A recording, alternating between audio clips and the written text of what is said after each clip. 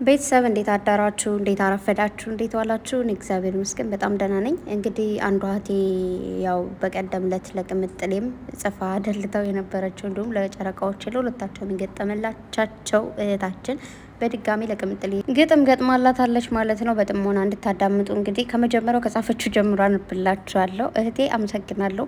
ፎቶ ፖስት በማደርገው ነው የሚታየኝም ባልኩት በዛም ደግሞ ነው ፖስት ያደረግሽው ማለቴ በፖስቱ ነው የጻፍሽው እና አመሰግናለሁ። እንግዲህ ጽሁፏ የኔ ወድሙዬ የጨረቃዎቹ እውነተኛ መከታ የበሬው ወለድ የማታቂ ለእውነት የቆምሽ ጥቅም ሳይሆን ፍቅር ያሸነፈች ስለ ጨረቃዎቹ ስታወሪ ከምትናገሪያቸው ቃላቶችሽ፣ ንግግሮችሽ በእነሱ ፍቅር ተሸንፈሽ ምርጫዎችሽ አድርገሽ ከልብሽ አድናቂ መሆንሽን መስክሬ ልሻለሁ። የኔ ማር በጣም የተባረክሽ ልጅ ነሽ። ግልጸኝነትሽ፣ ትህትናሽ፣ ስማርትነትሽ ሳላደንቅሽ አላልፍም። ማሻ አላህ ተባረክ ረህማን አላህ በእውነት ላይ ያጽናሽ እያልኩኝ ላንቺ ያለኝን አስተያየት ለመግለጽ ፈልጋለሁ። በጣም ነው የምወድሽ ብለሽኛልና እቴ እኔ እወድሻለሁ። በጣም አመሰግናለሁ። እግዚአብሔር ያክብርልኝ። ከኔ በላይ ፈጣሪ ወደድሽ የኔ እናት። በመቀጠል ለቅምጥልሽ ለሁላችንም ሱስ ስለሆነችው ለቅመሜ እሷን ለመግለጽ እጅግ በጣም ቃላት ቢያጥረኝም ግን የቻልኩትን በትንሹ ሞክሬያለሁና እናንተን ለማጋራት ወድጃለሁ። የቅመሜ መከታዎች በተወደደችውና በተመረጠችው ድምጻዊት መሰረት ይገጠምላችሁ ዘንድ ጋብዣችኋለሁ። እልል በሉ ብላለች። የግጥሙ ርዕስ አንቺ ቅምጥሌ ይላል። ሁላችሁም በደንብ አዳምጡ። አንቺ ቅምጥሌ አቤት ውበትሺ ስጦታው ከላይ ነው።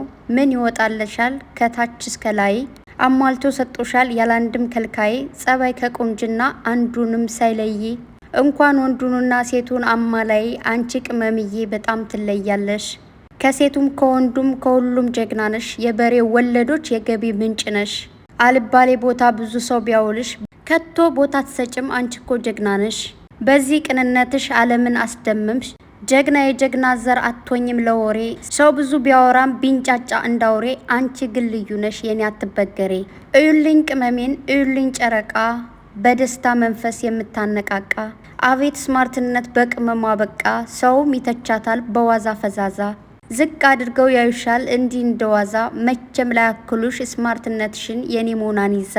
ሲሰራሽ ዋልና ሲሰራሽ አደረ በውበት ላይ ውበት እያነባበረ ከቶ ሴቱም ወንዱም በቅናት አረረ ጠላትሽ ወደቀ እየደነበረ አንቺን አያክሉም ጣፈጠም መረረ እንዳው ይቀሩታል አንጀት እያረረ ከቶ አንቺን ያኑሩሽ እያንቀባረረ አቤት አፈጣጠር አንቺ የኔ ወለላ ሺህ ሴት ቢደረደር በቤቱ ቢሞላ ጭራሽ አያክሉሽ ቅንጣትሽን ዘለላ አንቺ ቅምጥሌ ሁሉንም ያደለሽ ትንሹም ትልቁም ሁሉም ይፈዝልሽ ያንቺ ሲያስፈዝዛል በስቶ ውበትሽ ክፉሽን አርቆ ጉዞሽ ወደፊት ጠላትሽ ይቃጠል ወዳጅሽ ይደሰት የኔ ልበ ንጹህ የሁሉም ድምቀት ግልጽነት ቁንጅና አከናነባት አንድ አምላክ ፈጣሪ እሱ መረጣት በትንሽ ትልቁ ፍቅርን አደላት የኔ ሞናሊዛ የሚዲያው መሪ ገና ትሆናለች ሁሉን አስተማሪ ከቶ ቦታ የላት ለወሬ ነጋሪ ስራ ፈት በስቶ ስላንቺ ቢያወራ ቀናተኛ በስቶ ስላንቺ ቢያወራ ወዳጆችሽ መስለው ጠላት ስላንቺ ቢያወራ ማን ይወዳደራል ከቶ ካንቺ ጋራ ጉዞሽ ወደፊት ነው ከንጉስሽ ጋራ። ደስተኛ ሁኝልኝ ባለሽበት ስፍራ ፈገግታሽ ያበራል እንደ ፀሐይ ጮራ ለአንድ ቀን ስጠፊ ዋየኛ መከራ ጭንቀት ይደፋናል በተራ በተራ የሴትን ማንነት ጠንቅቃ ያወቀች በክብሯ ማትረክስ የተጠነቀቀች ቅመምዬ እኮ ናት ሁሉን የታደለች ባገኘችው ቦታ አትንዘላዘል ስትር ያለሽ ቁጥብ ጥርት ያለሽ ኩሩ የሴትነት ክብር ሚስጥር ያልገባችሁ አለች አንዲት መምህር ኑ ላስተምራችሁ እሷም ቅመሜ ናት ያቺው ድምቀታችሁ ብዙ ትምህርት አላት ስሟ አትንገራችሁ። ስላዳመጣችሁኝ አመሰግናለሁ። መቼም ታዳምጡኛላችሁ ብዬ ነው ብላለች ውዶችዬ ብላችኋለች እና እህታችን ከልብ እናመሰግናለን። እግዚአብሔር ያክብርልን። አንቺ እንደዚህ እንደምትወዳቸው እንደምታከብራቸው ፈጣሪ ውደድሽ፣ ፈጣሪ ያክብርሽ። አንቺ ለነሱ ክብር ግርማ ሞገስ እንደምትሆኛቸው እግዚአብሔር ክብረ ሞገሱን ያላብስሽ። እጅግ በጣም አመሰግናለሁ። በመጀመሪያ ደረጃ ለኔም የገለጽሽልኝ አመለካከት አለና አመሰግናለሁ። እውነት እግዚአብሔርን በጣም ነው አመሰግነው። እግዚአብሔር ያክብርልኝ። በዛ ላይ ምርጫሽም ስላደረግሽኝ አመሰግናለሁ። ብቻ ያው ሰው እንዴት ነው አንዳንዴ ቃል የማይገልጻቸው ሰዎች አሉና ኑሪልን። ቅምጥሌን ደግሞ በደንብ አድርገሽ ነው የገለጽሻት። እግዚአብሔርን ብቻ ምን ልበላችሁ እጅግ በጣም ነው የሚገርመው ማለት ነው አገላለጽሽ ራሱና ደስ ይላል።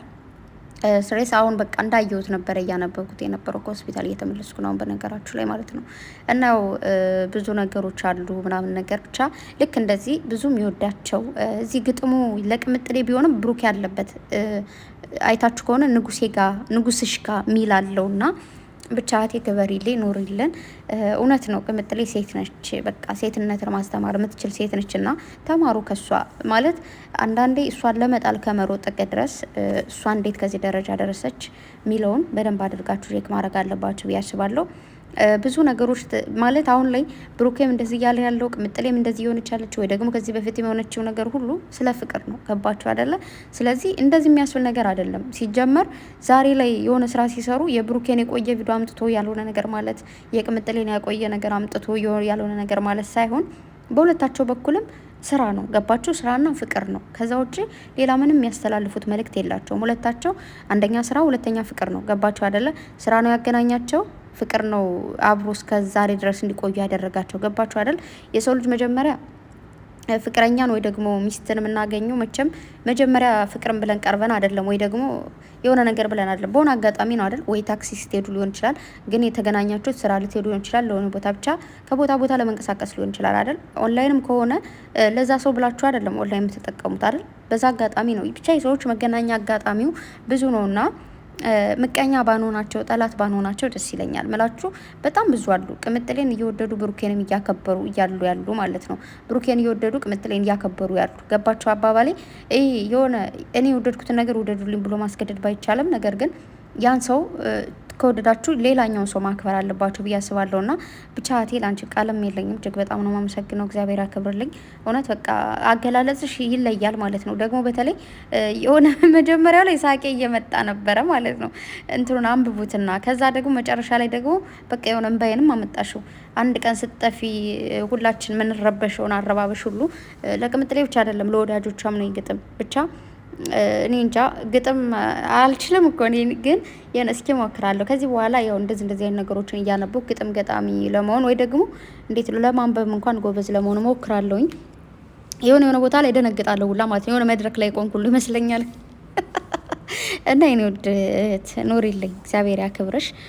ብቻ እኔ እንጃ ብቻ እንደዚህ አይነት መልካም ሰዎች አሉ። ቤተሰብ የእነሱን ጥግ ድረስ መዋደዳቸውን አንድነታቸውን ማየት የሚፈልጉና ሌላ አሉባልታ ወሬ እያወራችሁ ያላችሁ ከዚህ ነገራችሁ ተቆጠቡ። ብሩኬ ትናንት ስቶሪ ያደረገውን ካያችሁትና ከሰማችሁት ካነበባችሁት እሷ እንዳትነኩብኝ አይነት ነገር ነው። ገባችሁ? በጸብ ላይ ሆኖ እንዴት ነኳታላችሁ ማለት ስለማይችል ነው ጽሁፉን የጻፈላችሁ። ማለት የሰው ሚስጥር ሁሉ አይነገርም። ቤተሰብ ከዚህ በፊትም ደጋግሜ ነግሬያችኋለሁ። እስቲል ለእናቴ ማልነግራት ሚስጥር ሊኖረኝ ይችላል ማለት ሚስጥረኛ ሆኜ ወይ ደግሞ በቃ ራሴን ምናምን የሆነ ነገር ሆኖ ሳይሆን ራሴን ስለማከብረው ማለት ራሴ ያልቻልኩትን ነገር ሌላ ሰዎችን ቻሉልኝ ብዬ መጣልም ስለማልፈልግ ራሳችሁን ካከበራችሁና ከወደዳችሁ የራሳችሁን ኃላፊነት የሆነን ሚስጥር አሳልፋችሁ አሰጡ። ራሳችሁን ካልወደዳችሁት ነው ነገ እየተከተላችሁ ስደውኝ እየተከተላችሁ በቁስሌ የሆነ ነገር በሉኝ እንደማለት ነው። ገባችሁ? እና ዝም ብላችሁ ለተገኘ ሰው ሚስጥር አይወራም።